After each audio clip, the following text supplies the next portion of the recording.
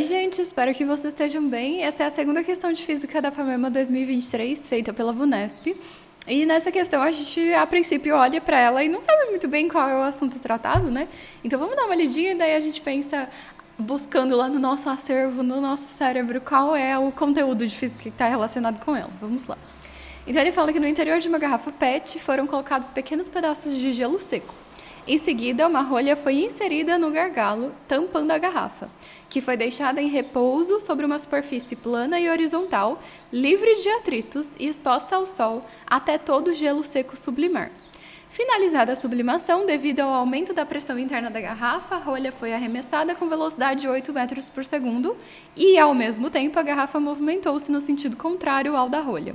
Desprezando quaisquer tipos de atrito e sabendo que a massa da garrafa corresponde a 16 vezes a massa da rolha, o módulo da velocidade com que a garrafa movimentou-se foi d, e aí tem as opções de velocidades para a garrafa ter se movimentado.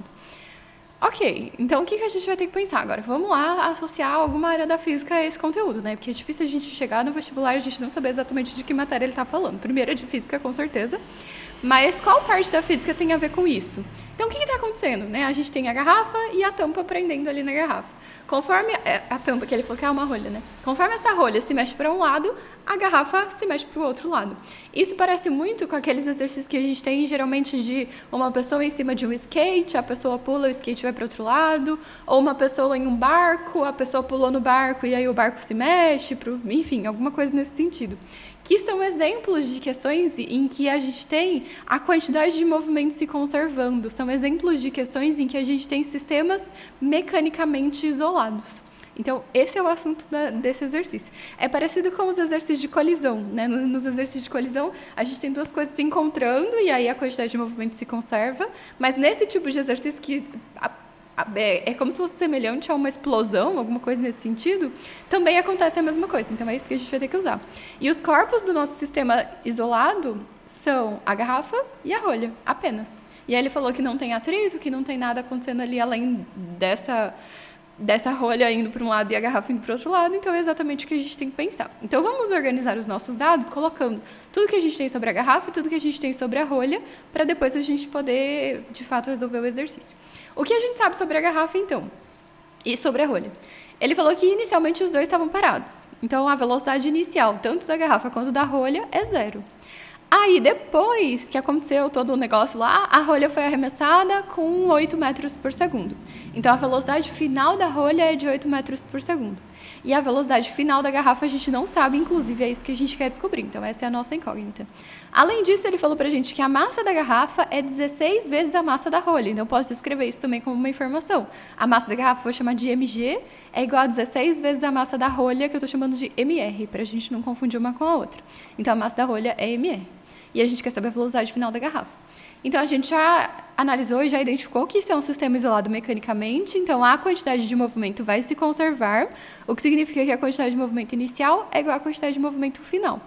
E essa quantidade de movimento é do sistema. Então, na quantidade de movimento inicial, a gente tem a quantidade de movimento inicial da garrafa, mais a quantidade de movimento inicial da rolha, e, na verdade, as duas vão ser 0, né? Porque a quantidade de movimento é massa vezes velocidade, a velocidade inicial das duas é 0, mas ok. E aí, isso vai ser igual à quantidade de movimento final da garrafa mais a quantidade de movimento final da rolha.